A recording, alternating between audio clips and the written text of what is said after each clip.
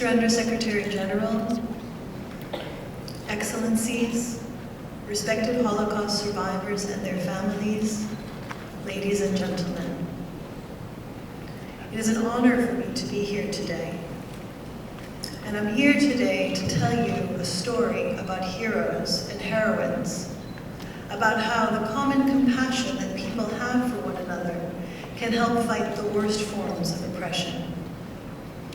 As we participate in the 2013 International Day of Commemoration in memory of the victims of the Holocaust, we can learn lessons from those whose kindness remains strong, even as fascism and barbarity swept through Europe. The photos on the screen that you see behind me, that you will see behind me, sorry. Oh, sorry, I skipped. I come to you, and I come before you as an American Romani woman and a scholar working on Holocaust testimonies from Romani survivors.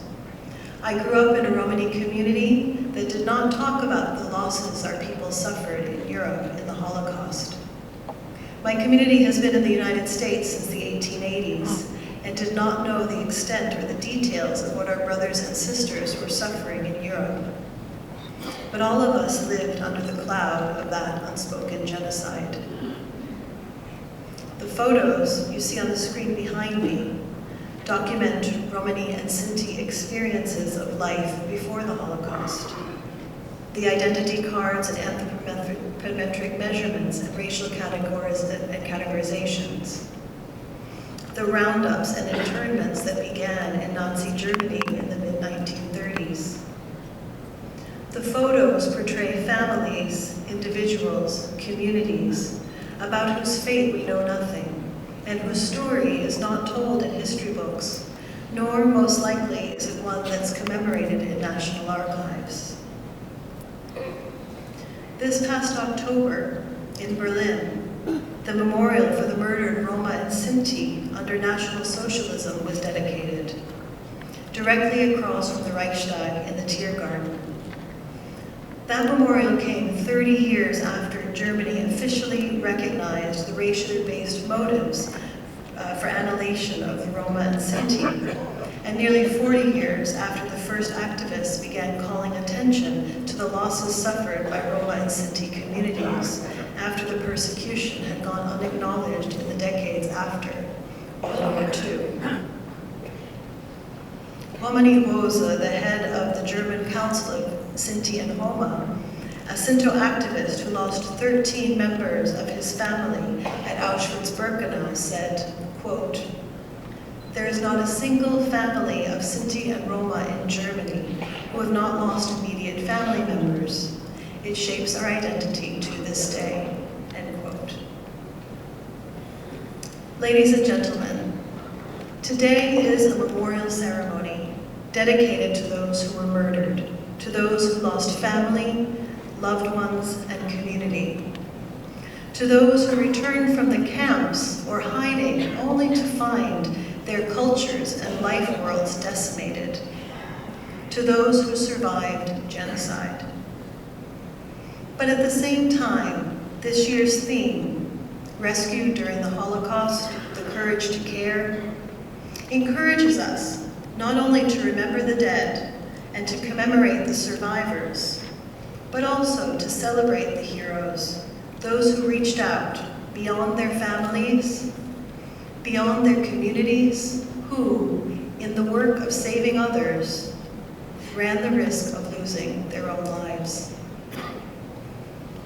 Take, for example, the story of Dutch Romani survivor Sonny Weitz, who, as a 7-year-old, was saved, along with his aunt, by the kindness of a guard who kept them on the platform, while Weitz's parents, brothers, and sisters boarded the train that would transport them to concentration camps, and eventually to their deaths. At the Berlin ceremony last fall, Weitz recalled the last glimpse of his family before the trains took them away. The vivid blue and the color of the vivid blue and the feel of the soft wool of his sister's coat as he held on to it when his family was boarding the train. That was his last memory of his family, haunting him even as he remembered the quietly heroic actions of the platform guard. I also want to share with you the story of Alfreda Markowska, a Polish Romani woman born in 1926 in a caravan in Stanislaw, Poland. As the President of Poland recounted in 2006, in 1941, Mrs. Markowska's family was murdered. She was taken captive. After her escape from prison, she and her husband resided first in the Lublin ghetto, and later in Łódź and in Belzec. She escaped from each of these places, saving Jewish and Romani children. Every time, upon receiving the news of yet another pogrom, she would visit execution sites in search for surviving children. She then transported the survivors to her base and procured false papers for them. Some of them she gave back to their guardians. Others she placed in the care of Romani families or brought up herself. Mrs. Markowska saved nearly 50 Jewish and Romani children over the course of the war. On the 17th of October 2006, the President of the Republic of Poland awarded Alfreda Markowska a Commander's Cross with the Star of the Order of Polonia Restituta for heroism and exceptional courage, and for outstanding merit in saving human life. When we start to look for them in the footnotes of history, in the hundreds of oral and video testimonies of Roma and Sinti survivors, there are moments, and more moments than this, of compassion, other heroic acts, and other heroic lives, such as those of two Romani men who were part of the resistance to the Nazis and their nationalist collaborators.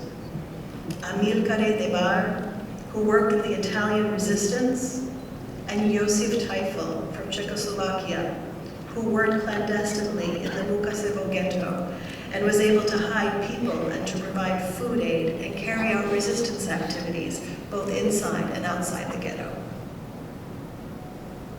Ladies and gentlemen, on this solemn day, it gives me great pleasure simply to say the names of these true heroes. Zoni Weiss, Romani Rose, Amilcare de Bar, Josef Ethel, Alfreda Markowska. These are just a few of the lives that have been marked by the enormity of the Holocaust. They are just a few of the Romani survivors whose stories make us aware of the power and meaning of ordinary kindness and compassion that spared lives. I cannot but fully concur with what architect Dani Karavan said in Hebrew at the inauguration of the memorial in Berlin. Quote, "I feel like my family was killed and burned with the Sinti and Roma in the same gas chambers, and their ashes went with the wind to the fields. So we are together. It is our destiny." End quote. Hundreds of thousands of Roma and Sinti were murdered during the Holocaust. The death toll is significantly higher than the 500,000, with countless casualties, more still to be documented in the search for mass graves and unmarked massacre sites throughout the Nazi-occupied areas, especially in the eastern regions. I welcome the opportunity to speak and to recall the names of those few Roma and Sinti survivors. It's time for the world to listen to our histories as part of the history of the Holocaust. Much work still needs to be done by us, Roma and Sinti, historians, leaders, and activists, to fully document it, but also to recognize and to honor the victims and survivors of this genocide in official commemoration and in everyday acts of remembrance. Remembrance.